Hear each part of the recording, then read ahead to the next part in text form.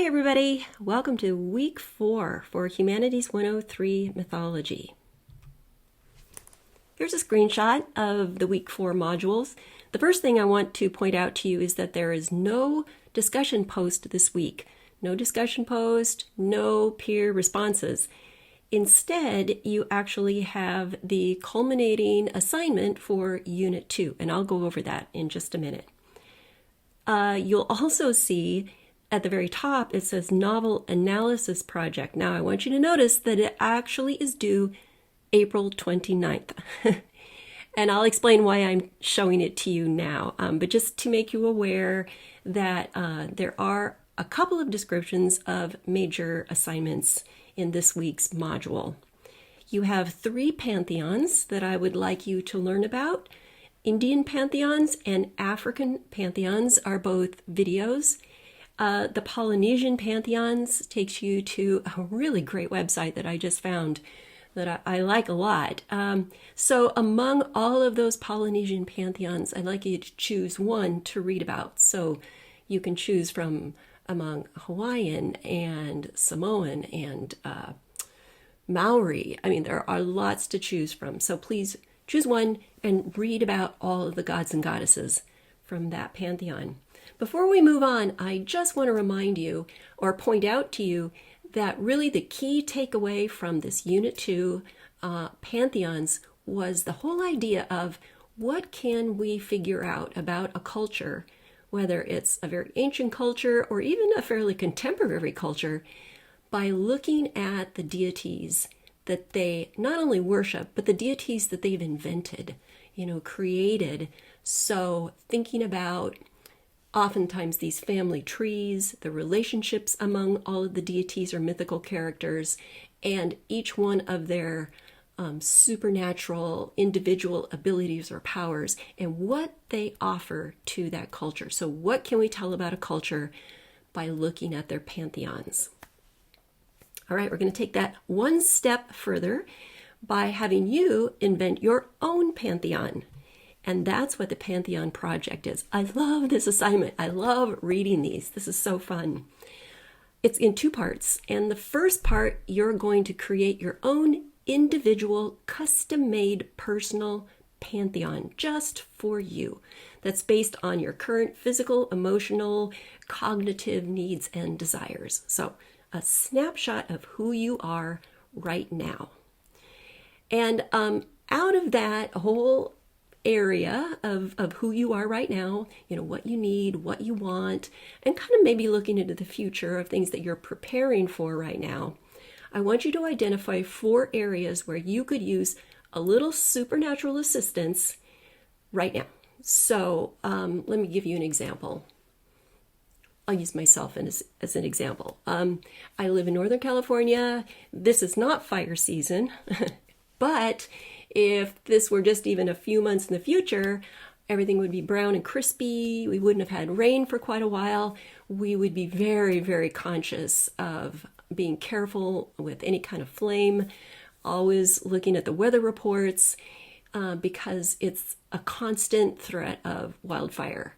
So I could really use a deity who would protect our property, our land, the animals, everything here from the ravages of wildfire. So that would be my fire god or goddess. So that's just an example of one of the people or deities that I would put in my own personal pantheon right now.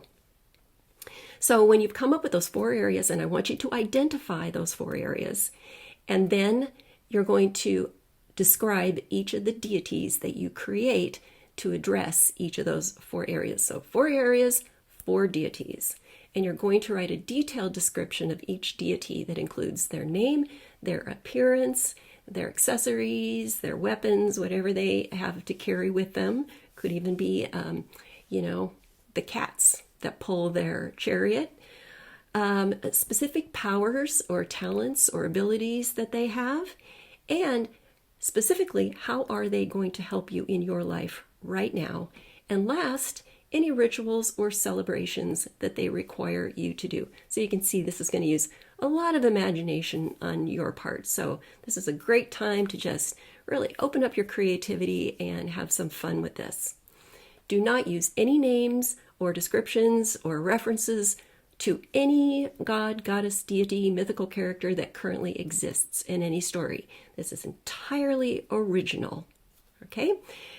This is an overview. I need you to go to the actual reading assignment, read it very, very carefully, and go over the rubric before you get started with it. Part 2 is the visual representation of your pantheon. So after you have described these deities, now you should have sort of a mental, picture of what they look like. So what are they wearing? What are they carrying? Maybe what environment do they typically, exist in? You might even show them working in your life, in your environment. I want you to draw this pantheon.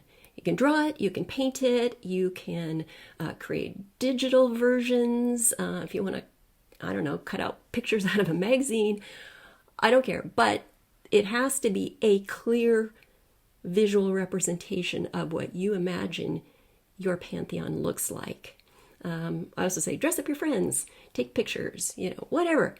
Once again, it's entirely up to you how you do it. You just need to do it.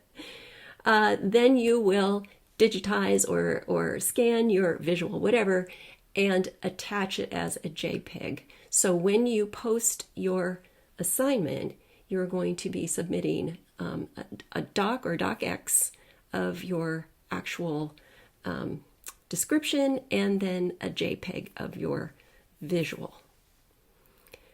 Okay, I didn't make a screenshot of this, but I'm sure you can figure this out. When you go to the assignment instructions, down at the bottom, or no, it's up at the top, there's a little red box that says Start Assignment. You click on that, it will take you to the dialog box that shows you where you can upload your files, and then there's a red button that says Submit Assignment. So that's how you will turn this in. Let me know if you have any questions before you do that. All right, so that's your assignment for this week.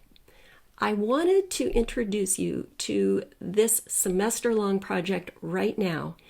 You don't need to start it right now, but you do need to start thinking about it. And this is called the Novel Analysis Project, and you have the entire rest of the semester to do this. However, don't put this off because it requires you to read a novel, to spend some time thinking about it, and then to write a fairly substantial paper that is an analysis of the story. This is just a screenshot of the very beginning of the assignment instructions, so please go in there and read them so you have a sense of what you need to do. It asks you to analyze a novel that is based on a myth or a mythical pantheon. You'll be drawing from the analytical concepts and critical approaches that you have learned throughout the semester. I'll show you in a minute which ones I'm talking about that we've already covered. So we've covered quite a few in the first couple of weeks of this semester. We will be covering more of them down the road. So don't panic if you start reading a novel and you say, well, I don't know what critical approach is. Just kind of be patient, and all of this will unfold throughout the semester. When it comes time to actually write your paper, let's say week 12, 13, 14 of the semester, you will absolutely understand what you need to do for your analysis. But the important thing right now is to think about what book you're going to read, to obtain the book, and then start getting, motivated, mentally prepared to start reading it. The only thing I want to reiterate here is this is not a research project. You are not going to go online. You don't need to go to the library. You will not be using any other sources for this project except the novel that you read and any of the resources or the readings, the videos, anything that is on our Canvas course site. That's it. you are going to have so much to use. You will not need to go out and get any other information. I really want to stress that. The list of books is there in Module 4, Week 4, and it's right under where it says Novel Analysis Project. Click on that. You will find an exhaustive list of lots and lots and lots and lots and lots of novels that I have just gleaned from all over the internet. I've done my best to give you a great selection of books from all different cultures, all different time periods. I think, in fact, I am positive that you'll find something in there that sounds really interesting for you. And then that gives you some time to actually find the book. You don't need to buy it. You can go through the WSU libraries. If it's not in our actual library, you can contact a reference librarian, see if they'll get it through interlibrary loan for you or through Summit. You might be able to find it at your local library. Just, walk downtown to your library and look on the shelves. Or if you really want to buy it, go through Amazon or Barnes & Noble or any place that sells books online. So as you are reading this book, some things to be becoming aware of. So you might ask, well, how do I know, what I'm going to be analyzing? Look for any references to gods or goddesses or deities or any sort of mythical character. Look for magic, even though magic is obviously strongly connected with fantasy and things like that. I mean, it's really integral to so many myths. Things like interdimensional travel or extrasensory abilities. Look for archetypes, which we haven't talked about yet, but we will. So the archetype of the trickster or the hero. There are so many that are used as models for characters in myth-based books. Actual references to classic or well-known myths, things like the Odyssey, the Iliad, King Arthur, the Greek pantheon, and so on. Oftentimes on the back of the book, they will tell you, what the actual source of the inspiration for the book was. So those are the things to look for as you get started. There on the right is a screenshot of week 2. Those were the readings that you did for week 2.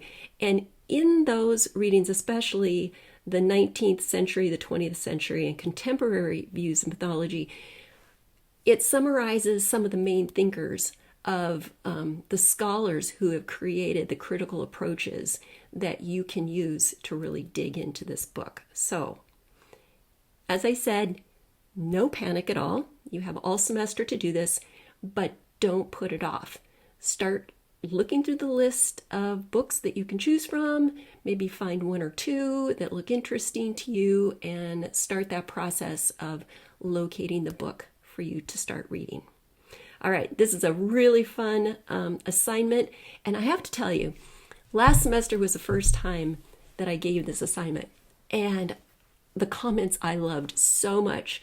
I bet I had half a dozen people at least say something like, oh gosh, I haven't had time to read in so long. I just, I haven't quite been into reading novels or stuff, but I loved reading this book, and this has really motivated me to, get back into reading. So yay, reading.